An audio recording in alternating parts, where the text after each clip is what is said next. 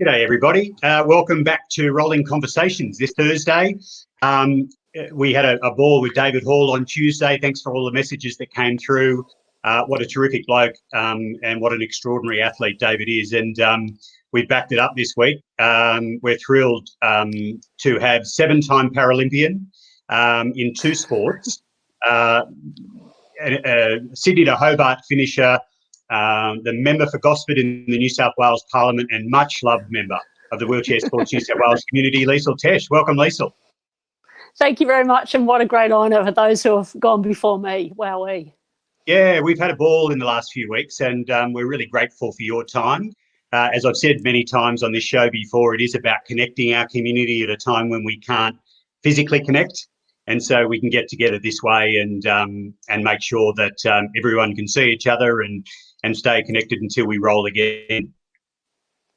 Absolutely, and it's pretty powerful what's going on behind the scenes. I know we're sitting down and connecting. We have a Gliders wheelchair basketball Christmas lunch every year, and finally, after all these years, we've realised we can actually have a Gliders Zoom and have wine anytime we want. And then we had a fantastic Flames TheraBand session run by the amazing Hannah Dodd. Katie Hill and I were sitting on our floors in our appropriate houses on Monday night doing all sorts of new TheraBand bendy things. So there's great ways to be connected. Yeah, there certainly are. Hey, Lisa, we're going to ask people to ask some questions of you at some stage, and those questions will come through. Alison Buckland, our marketing manager, is producing the show tonight. Also Thanks, a Central Coast person there from up at YE. But hey, before we do, I just want to ask you a few things. First of all, you were born in Brisbane. Not many people may know. I mean, our community would know, but you're a Queenslander originally. Spent some time in New Zealand and then came to the coast. I wonder, how would people describe Liesl Tesch the child? What sort of kid were you? Oh, mate, that was I moved from Brisbane to New Zealand when we were 3 months old, and we lived in a caravan on the beach completely off the grid that Dad built with 5 cats, 3 goats, a rabbit and a pig. So it was a fairly alternative as a child. I remember the kittens having our clothes were in boxes under the homemade beds in the caravan. The pig would be running through the place. The goats were climbing all over the place. So it was pretty alternative childhood, I think we'd probably say. And I remember saying to an interviewer somewhere that we ate roadkill because we did. Like, if it wasn't too squashed, it was on the table. So I mean, Dad fished. We ate bush tucker, and I still forage now on the waterfront. I ate warrigal greens, and I ate starfire on my scrambled eggs. Like, it's just part of what nature gives to us. So we had a really I think contact outside the box as well childhood. Yeah, nice. So you did your high schooling on the Central Coast then, am I right? No, no. Tell me, where were you? My godfather from Brisbane then moved to Lake Macquarie. So we moved from New Zealand to Lake Macquarie. My sister was really badly asthmatic, so we actually moved for her health to try and and she still, when she goes back to New Zealand, Mum's family's still over there, she still gets impacted by asthma. So we made a health move for my little sister, which was much better for her, and grew up on the shores of Lake Macquarie, which led to us as kids sailing every afternoon. I remember we had to come back for the 6 o'clock news. That was sort of the boundaries of my existence. But we were out on the water. I mean, we weren't racing. We were racing, but nothing in a formal sense, and just having a whole bunch of fun and running free with all the kids that were out there. So it was quite a carefree youth. And then that was university in Newcastle. And then I was offered a job teaching in Western Sydney, which actually really suited me and the journey. I moved down there in preparation for the Paralympics in 1992. So to be in Sydney, where all the training was located at that stage, when I broke my back, I went from cleaning my mum's friends' houses to becoming a pensioner with a $2.50 ticket to get to Sydney on the train. So I used to go to Sydney every Thursday night and on weekends, and get home at 2 o'clock in the morning to Mount Druitt by myself on the train to go training out there, which is what's the hub and the heart of wheelchair basketball and wheelchair sports New South Wales in those days. So, and it was from there, after Atlanta, I moved to the coast, which was a geographic location halfway between my family in Newcastle and then my sport, which was in Sydney. Right, okay. Now, everyone's got a different story about the way they come into this beautiful wheelchair sports community. What was your introduction? You mentioned your accident at 19. How did you first get involved in wheelchair basketball? I crashed my pushy and broke my back. And when I was in hospital, fantastic Craig Jarvis, I hope he's out there watching, what an amazing guy. He was part of the Prince Henry Hospital team, and I was lying there, and I'd played rep basketball for the uni and school and then New South Wales as a youngster. And Craig said, would you like to try wheelchair basketball? And at that stage, I didn't even know what that was. And I remember really clearly Nick Morozoff and Lisa O'Nien, who's now Lisa Edmonds, came into the hospital and talked to me, and it convinced me that I was going to go out in that big white bus to Mount Druitt, where people threw knives and killed you, where I ended up teaching for 5 years. But then I remember really plainly wheeling into the Kevin Betts Stadium, seeing people in chairs going fast and having fun. And for me, that was like, oh my goodness, what do I have to do to be involved in this world? It was just an automatic, yes, this is where I want to be, and fell in love with it. And it's just been an amazing journey. And it looked like it happened quite quickly for you. So you played with the Gliders in 1990, and then you were in the Australian team at the Paralympics in 92. Yeah, like, because I could already do the catching and shooting, and lots of us know this, that when you have a catastrophic injury, it takes years to get up to that level of sport. But because I came from that sport already, all I really had to do was learn to drive the wheelchair and get the strength to shoot from sitting to get up there. I knew, the rules of basketball and the frameworks of sport, the frameworks of that sport. So it was just just get me better. And having to use my chair around uni and get used to using a wheelchair full time, there was clunky wheelchairs with no anti-tip bars, and I'm looking down at my chair now, which has changed so much since those days. But it's really been an amazing journey. And in Sydney in 2000, you were the vice captain of the team, and you guys won the silver medal. Bit of show and tell. I reckon you've got a couple of them there, don't you? A few of your medals? Oh, But nice. I'm digging around because we thought we were going to be in lockdown for the Paralympics, and who knows what it's going to look like. Hopefully it'll be out. I've actually been digging in my Paralympic medal in my photo collection, having fun times. That crazy girl with the blue hair, with the green blue tongue and the green hair, and there's a famous sister of the sports movement, Jackie Lauf, and myself, of course, onto the closing ceremony. And then that's part of the team who we snuck out there onto the court after it had all finished, just to have a quiet celebration of having the Gliders' first ever Paralympic medal, which was pretty powerful. And I still think in front of the home crowd, one of my most important sporting memories. Yeah, I can imagine. And now after Sydney, you spent 5 years playing internationally, and you're credited, if I'm right, in being the first woman to play wheelchair basketball professionally anywhere in the world. Is that right?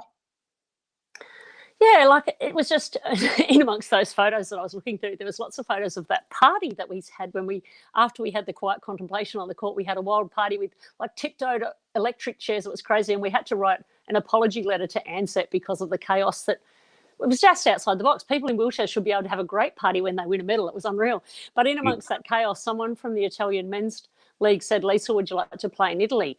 And we played in the men's league in Australia until we as women invented our women's league, and lots of the women still play in the men's league, and I hope we'll continue to play in the men's league. And initially I didn't think it was, made a commitment after being in Spain that I would live in a country with freetranslation.com, and it took me 12 months to let go of the concept of being a full-time teacher with a job and a house and a car and a mortgage and all those things, and take off. And professional is an interesting way to put it, because I earned €800 a month, which is like €200 a week, $200 a week. But I had a house and I was playing professional sport and living the dream and flying around Spain and bussing around Spain. And I'm still in contact with my teammates over there with the catastrophe that's going on at the moment. So it's an amazing time, and ahora hablo un poquito español también. And Nice. spent then a season in Spain, 3 in Italy, and finished up in Paris before I got offered a job here at Woy Woy, teaching again with the Department of Education, and came home because both my parents were getting older, and no regrets, and settled down and loving living on the coast. Nice. Now, I read something, and in fact, I mentioned it to you just before we came on air, that you admire a Dawn Fraser. And in fact, there's a quote here that you said, she's a fellow bad girl, not afraid to speak her mind. Where does that come from for you? Is that something that was passed down to you? Where does your, I don't know, anti-establishment or that spirit come from for you? I think probably growing up outside the box. Dad was an architect who preferred to design mud brick houses for nuns and Nautilus ferro cement shells for meditation spaces. And so we were taught to be whatever we wanted to be and say what we believed in. And I think I've always been a voice for people from a community of possible disadvantage. And I think standing up as a woman without a women's league, I think there's a whole bunch of us who have got that in our pocket that we created the Australian Women's League.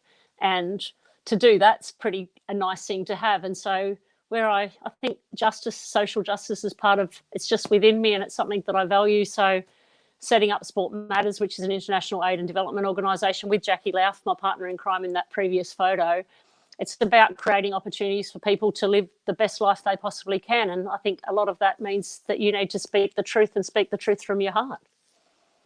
Well said. We referenced playing overseas and the wheelchair basketball leagues overseas and all the rest of it, and some of them are magnificently well developed. Obviously, there's been some real warriors for wheelchair basketball in Australia and have been building for a long time. What else can we do in the Australian context to build wheelchair basketball here to be the sort of league that people go overseas to play in? I think we need to create the best, strongest opportunities for those at the top and allow the opportunities for the people at the top, and then create, I think the players at the top need to be touching the players at the bottom as much as we possibly can, because if they're not reaching down, we're not bringing the top up to another level. So including creating, and it means changing the shape. I believe we've got a space in the Women's League and possibly in the Men's League for a classification for older players, so we can make sure that that knowledge is still included on the court. We may not be as fast or as able and as skilled in the chairs as some of the younger players, but I think we've got to work out how we continue to put the strength of our older, experienced players on the court on a regular basis, right beside those younger players coming through. As many times as possible a week. Here. We agree. Well, we're working hard to do that, as you know, at Wheelchair Sports New South Wales. Liesl, in 2009, then you'd had this incredible wheelchair basketball career, and you had the opportunity then to do the Sydney to Hobart with sailors with disabilities. That must have been an extraordinary experience. Now, you referenced earlier that you had some sail experience as a young person. What was that like to do the Sydney to Hobart? After living in foreign countries for 5 years where everything's new and everything's exciting, I'm back here and it's like I'm not learning a new language. I'm just doing the same job that I've been doing for 20 years. And there was the opportunity there. I'm like, initially I thought, oh, that's really dangerous, you get killed. But it's all about the marketing. And I think that's where we're moving forward in wheelchair basketball and changing the shape to suit the people. Would you like to try out for the Sydney Hobart? No way, you get killed. Would you like to go for a twilight sail on a 54-foot yacht? And then we're out through the heads and we came back in. I'm like, what do I have to do? And it was like, for me, I have no regrets being in a basketball stadium for 20 years, but wheeling down that wharf at Rushcutters Bay was like the wharfs that I spent my childhood on. It just felt like I was coming home. And when you do it as a fun thing, and I think that's doing it as a fun thing for basketball is so important, because you learn so much doing fun, and you can do it for so long when it's fun and not something that's arduous. Having had that background within me, it was like the big boats are a big transfer of skill and knowledge and mindset, but it's part of something that's within me. And being part of a team, I mean, I didn't quite have to push the people who had strokes and arm amputations off the side of the boat, so I got selected. But I was part of an amazing team of 16 that raced together for Hobart, and we still catch up on a really regular basis. I fell in love with one of the able-bodied volunteers, and we live happily ever after, and he goes sailing and I go out to function as a member of parliament at the moment. But it was a great experience, and I did that a couple of times, and Dan Fitzgibbon, one of the Paralympic sailors, saw me on the telly and tracked me down, and we tipped out a wheelchair basketball and tipped onto a boat and had a ball together. Yeah, very cool. Did you have an intention of going down that Paralympic path with sailing at the time, or was it genuinely just to have a go and do something for fun? It's interesting. When Dan rang me and said, would you like to come for a Paralympic sail? And that was must have been the end of 2010, 2009. And in the back of my head, I thought maybe I could do this in 2016, because I thought I'd be retired by then from wheelchair basketball. I didn't think I'd have the longevity. It was only an inkling, and there was no way in the world when I went down, and before I went down to meet Dan, I read the book on how to trim the jib, like getting my head back into there on the old days. And I went to shake his hand, and Dan's a quadriplegic. I'm like, oh my goodness, I'm going to be doing more. And I thought I'd be trimming the jib, which is a little sail at the front. Oh my goodness, I'm going to be doing a bit more of the jib, and I'm trimming the spinnaker, and we're going for hell for leather and tipping the boat over, and I'm absolutely screaming with joy. And we got back to the wharf, and Fitzy said, "Do you want to come to Miami next week? My old sailing partner and I are not getting on, and if we went out in that wind, she'd be screaming and crying. And they saw you're just having a ball and pushing the boats to its limit. Let's go." And so we had a ball together. And for me, it was back in the world of bloke sport again. Woman standing up for herself, needing to have a voice again, and going on to a very quite traditional sport with silence and dignity, whereas I am prepared to speak my mind and call out the rules that needed to be called out and things, which I think suited the sport of sailing, but it sort of rocked a few Paralympic boats to have this woman who was quite brash, not necessarily a finesse sailor, but who really spoke her mind about justice on the water as well. Now, you went on then to 2 Paralympics as a sailor and 1 gold medals, which is amazing to do that in a different sport. Oh, you got those as well. Let me fetch them for you. Beauty. Sorry, we'll just do Athens, and then Beijing, bronzy. Dan got a silver in Beijing, so we were both out there really determined. And the Goldie from London was pretty amazing, and then backing it up with the Goldie from Rio. And I'm just going to get that. Can you hear it? No, hang on. There. Can you hear that? Oh! Yeah. Oh, crikey. What happened there? Sorry. Whoa, we just lost everything. Sorry, everybody. I'm here. Bear with us, folks. I'm here. Just talk amongst yourselves out there for a sec. As you will. Just a bit too much excitement and action. There we go. Hey, now you're back. I need to ask you about the Beijing Paralympics now that you've mentioned it, because there's a story about you smuggling a turtle into the Beijing Paralympics. True or false? You got me?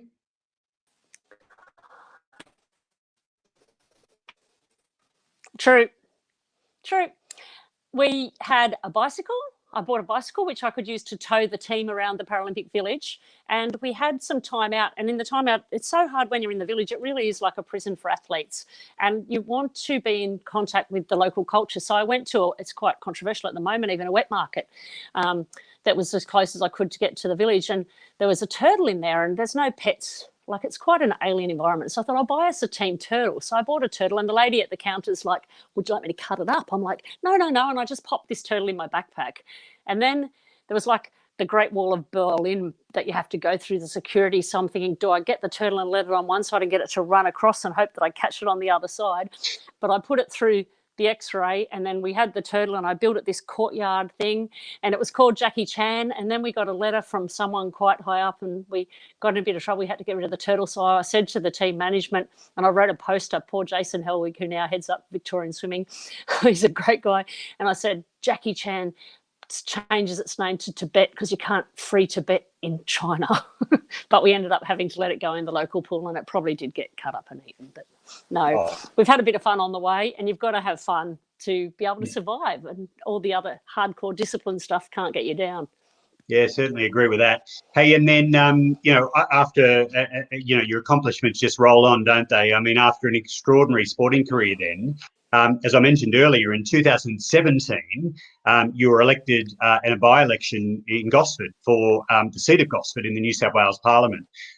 It strikes me that our earlier part of our conversation about growing up and listening to your dad, perhaps from that point of view of having that social conscience, is that part of what you want to achieve as a parliamentarian? Or to ask the question a different way, how will you know you've been successful at whatever time you leave Parliament?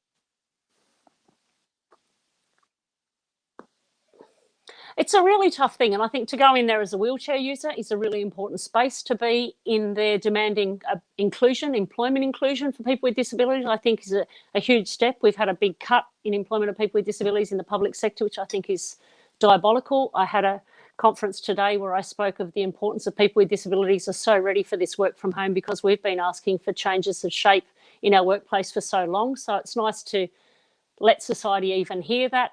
We've got now wheelchair access to the Harbour Bridge, something that we were fighting for when Louise crossed over there in 2020. So there's lots of work to be done about inclusion, but I think it's also good.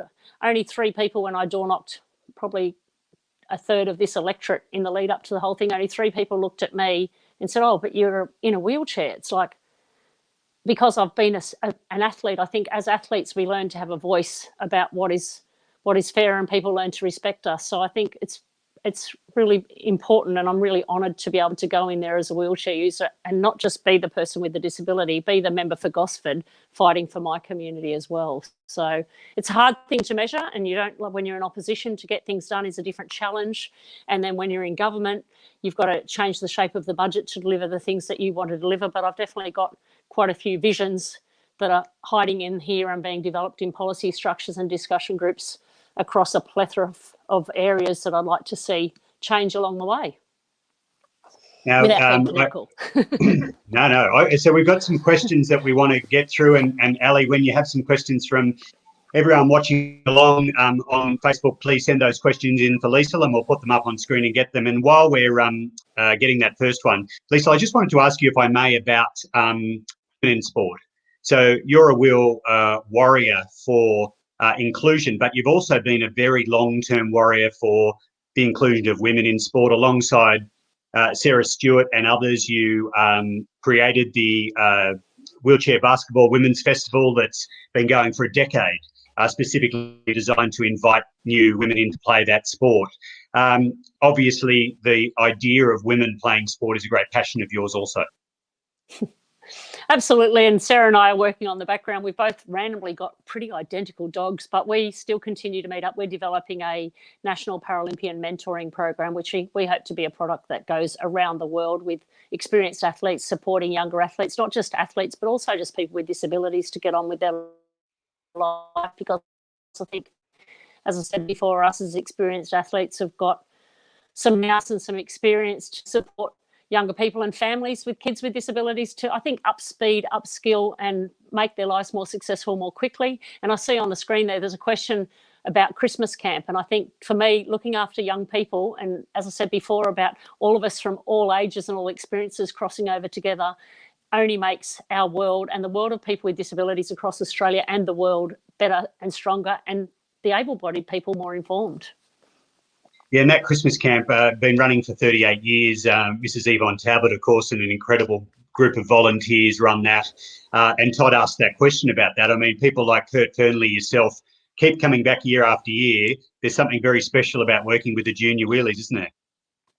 It's something magic. Like, I remember Sarah, who's an amputee, who's a long jumper, whose surname I can't remember at the moment. She came in with her friend who was a wheelchair user, and I put her in my red basketball chair from Beijing, and I left it there for her with the weekend. I picked it up for the weekend, and I mean, she'll be long jumping in 2021. So the pathways and opportunities, but just to see kids being active and seeing kids with disabilities be with kids with disabilities for the first time and what they learn. And I know even as when we were playing, women came in and joined our training sessions for the first time ever and saw that you could live so differently. And that's what I saw when I went to my very first game. Like, everything is possible. You just have to, like, once you see it's possible, it becomes so much more real.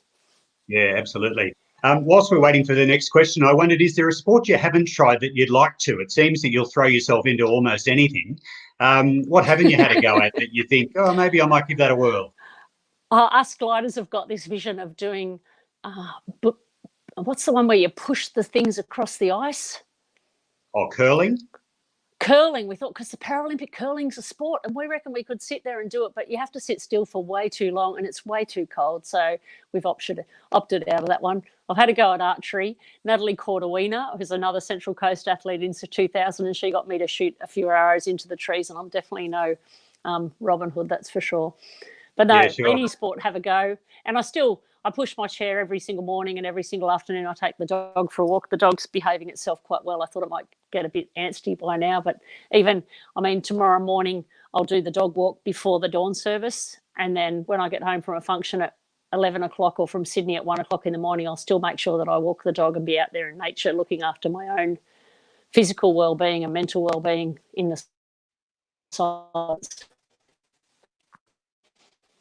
And now Philippa asks about basketball and sailing and suggesting they're very different sports. And do you have a preference one over the other? Oh, that's a tricky question, Philippa, a loaded one. But I think the relationships and the friendships that I've got after 24 plus years of basketball, and that still continue now. I'm still playing basketball now. Sailing's a very different shaped sport and takes a whole bunch of boat rigging and boat preparation and dragging boats around the world is a really, really complex, expensive, arduous task. We've got a little 28-foot yacht that's motor's getting fixed at the moment, and I still have quite a lot of joy.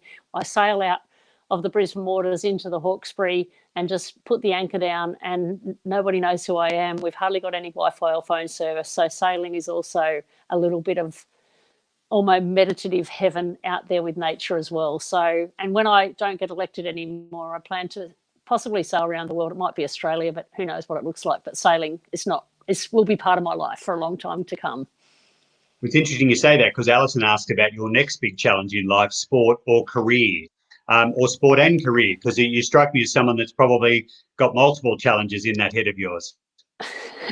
It's interesting. I think being a politician, like most people have either been a Paralympic athlete or a teacher, but I've been a Paralympic athlete and a teacher my whole life. So being a member of parliament, like, it's no different. The work hours that I put in are no difference, like the weekends that I work and the hours that I work with training and things, and the thinking that's going on with preparation of a campaign is, like, realistically, it's prepared me so well for, I mean, every 4 years is a Paralympics, every 4 years in New South Wales there's an election, it's a quadrennium, and my colleagues in Parliament don't call it a quadrennium, but I've already got that framework of peaking by the end of 2023 in place. So sport or career, at the moment it's career, but sport keeps me healthy. When I first got elected, I only played like half of the games plus one, so I could qualify for the finals of the National Women's League, but now I've put in my diary to play every single game I possibly can. I mean, this year's a different shape again, but yeah, sport won't ever go away. We should mention that the Sydney Uni Flames are the reigning national champions too, so very, very successful team. In fact, absolutely, and I might go on. No, I was just going to say the two New South Wales teams are the national champions, because the Wollongong Roller Hawks in the men's as well. So go New South Wales. Absolutely, and I might say just a shout out to Coach Cox there. He's got a bunch of older ladies and some rookies, and he's doing a damn good job as we take on some of those top players in the gliders, and we have a lot of fun.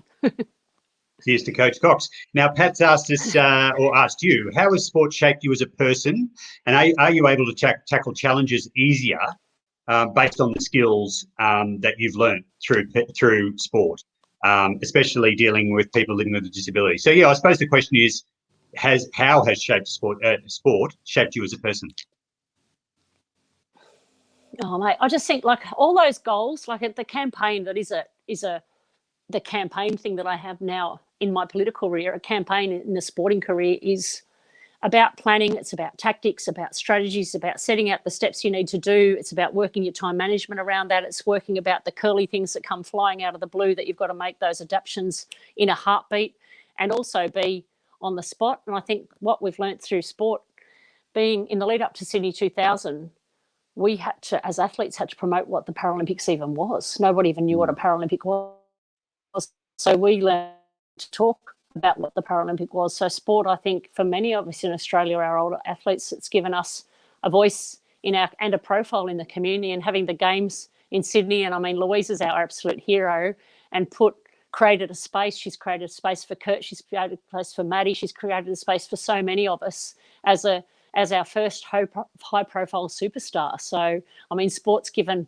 so many of us so much, and I think it's those who blazed the trail before us. I've got a photo of Kevin Coombs in my collection, and Kevin Coombs is an Aboriginal athlete in Victoria who's just an absolute legend. So we've got many, many people, Michael Callaghan, Errol Hyde, to look up to, Richard Cordukes, who have blazed trails before us to give us the opportunities that we have, and athletes that come after us will continue to make new pathways in all sorts of worlds that we can't even imagine, with technology as well. Australia leading the chair development space around the world and keeping up with the world. It's an amazing world that gives us so much and provides opportunities to be so much more from the sporting ground, that when we take out into the world as people with disabilities that don't think of ourselves with people with disabilities, because we are people with abilities. Yeah, now we're about to finish, Liesl, but I wanted to ask you, we've got a bunch of people watching. Ian. Obviously, there's a huge community of people out there who love you and who are all facing different challenges, whether that be with job security and all sorts of things. I wondered if you just had a message for our community, many of whom, like all of us through this pandemic, are perhaps doing it tough or struggling to find the motivation to keep up with training, etc. I think, and it's about creating those different shaped things. I truly believe this is an amazing opportunity. As I said before, people with disabilities have been living this opportunity in the workplace for many, many years to reshape a whole bunch of things in our society. It's the hippie me, it's the spirit of the family before me. We're between two great big supermoons. Tonight, as we speak, we've got the new moon rising. So it's time to create new beginnings. And I always believe you are what you create and what you believe you can be. And I think the Goldie that came out of London, when they put this weird, it's weird that we fight for so long for just a weird chunk of metal, but when they put this bit of metal around my neck, it gave me a happiness that I've been working towards symbolically for so long, and I've still got that in my pocket. And just know that you can do it. You've just got to create what you need to be in your head and push through those can'ts, because you absolutely can.